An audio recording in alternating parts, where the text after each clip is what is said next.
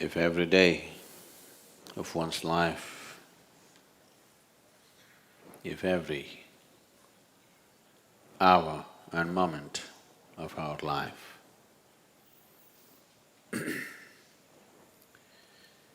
if it has to be a forward movement, if it has to be a process of growth and not stagnation,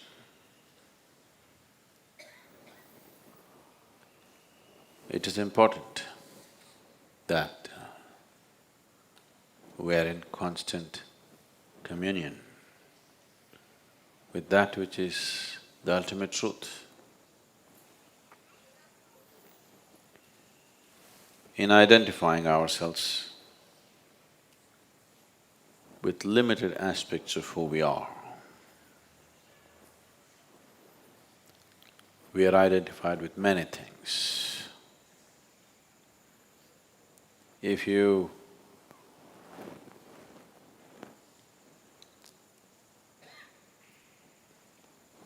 I've seen in the families sometimes, different people have different plates to eat. In case you change the plates and give, there will be a big argument. The plates don't taste, nor can you eat them. It neither tastes good, nor does it nourish you. But the plate, this is my plate, I will not eat in your plate. A very important thing. So anything that you touch, anything that you sit upon, anything that you set your eyes upon, you get identified. What this means is, let's say you don't know how to drive. There are many people who are doing this, particularly I see two-wheeler drivers. You will see their brake light is always burning because they got the brake half down and their one leg is down. This man is heading for a big mess. If you want to ride, both your legs should be up and your leg should be off the brake unless it's needed. Have you seen people going around with the brake light on all the time? Because they got the brakes, because they think it's safe to keep the brakes down. As you get identified with this thing and that thing and that thing, you're throwing your anchor, hoping your ship will go somewhere, it'll only sink. There's only one place it can go, not like this, it can go only like this. So satsangatve nisangatva means, what this 4 lines are trying to tell you is just this, that if you're in communion with truth, your associations will be just associations, not attachments. You will know involvement in life, but you will not know entanglement in your life.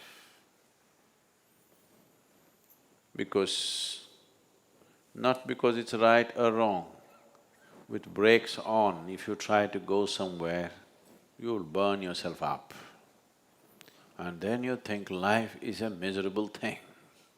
Yes, if you have brakes fully on and try to drive, driving is a miserable process, no question about that. So if one has to constantly be on the move, if one has to let his life fly, not crawl,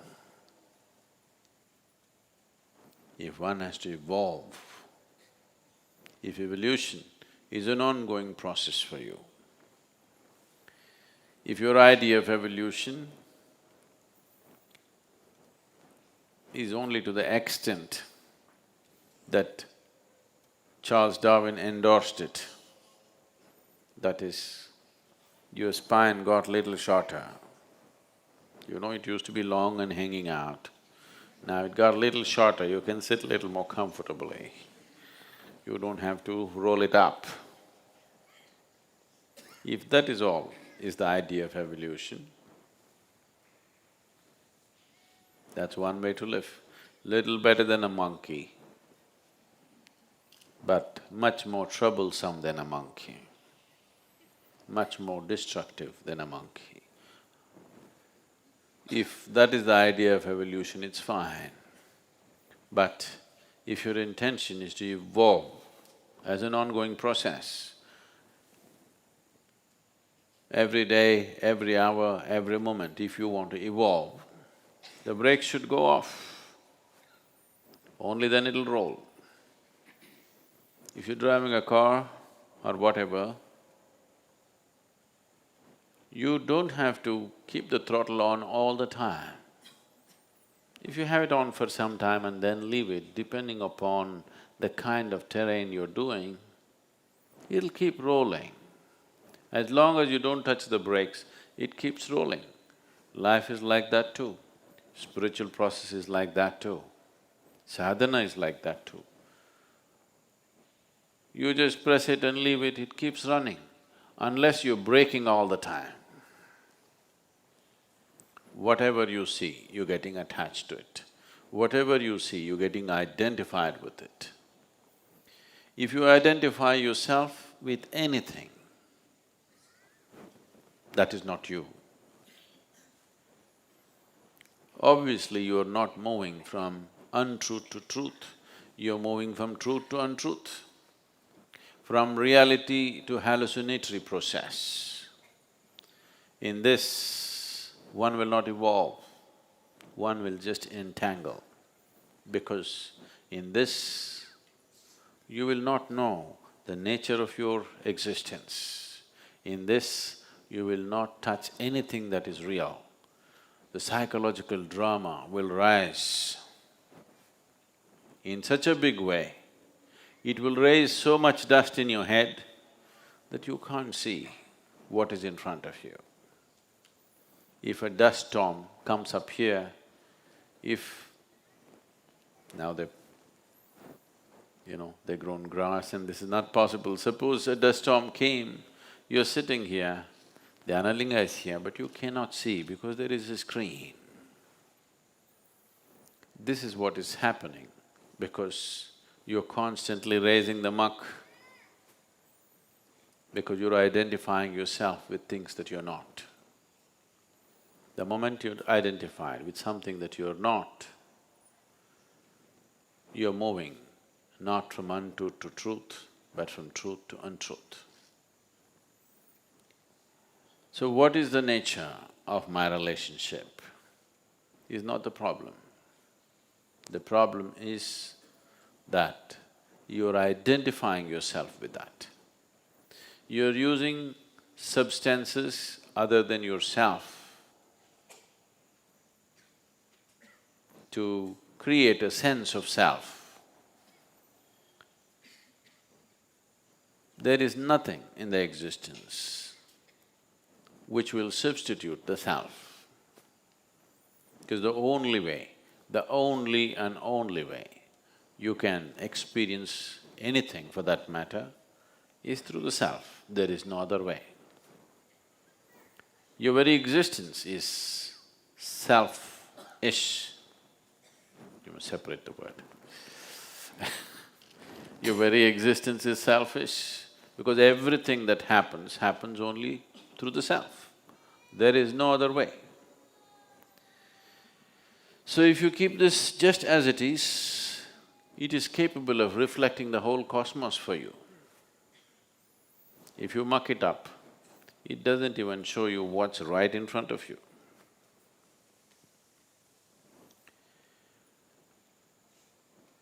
So, if you are in a state of nirmoha or non-identification with anything other than what's this, you will come naturally to an unwavering way of being. Once you're unwavering in your purpose, liberation cannot be denied to you. There is no way it can be denied to you. The reason why this life does not get to its natural destination is, every minute you're changing course. Every minute, the focus of your life keeps shifting. Every minute, whatever you set your eyes upon, it gets identified with it. So after some time, it just does not know where to go. It just will not know where to go. It will be one confusing mess. Suddenly life looks unnecessarily complicated. The complication is only in your psychological process. Life is pretty simple.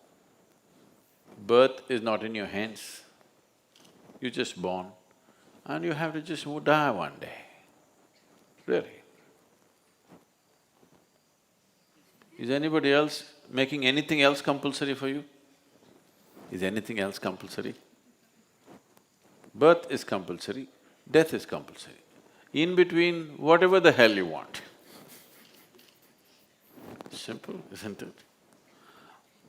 No, but. But that's all yours.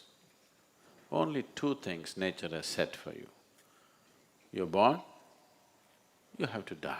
Aren't you glad you have come with an expiry date? Aren't you glad? No? I'm glad. If there was no expiry date,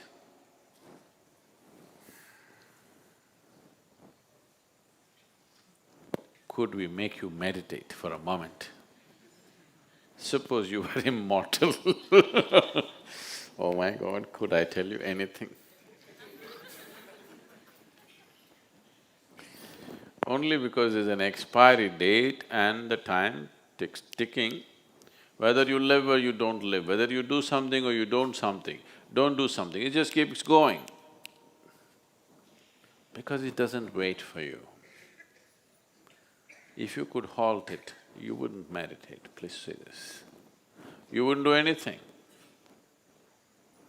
Because you cannot halt it, just going. By the moment, it's getting closer. You think you're going to get married? I'm telling you, that may happen on the way, but you're going to die, that's for sure. Yes.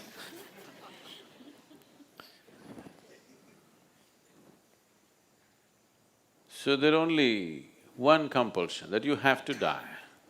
Before that, whatever you do is yours. If you just understand this much, when you were born, there was no compulsions, you could be whichever way. Only compulsion is stomach. Once stomach is full, there's only other compulsion, that you have to die one day. Rest is easy, you know. You can complicate it if you want, but it's actually very easy, you can do whatever you want. Such a simple process, your mind complicates it like crazy, insanely crazy. It makes it so complicated. Waking up in the morning is such a complex process. Going through the day is an unbelievably complex process. Everything, just everything has become so complex. If you had to conduct…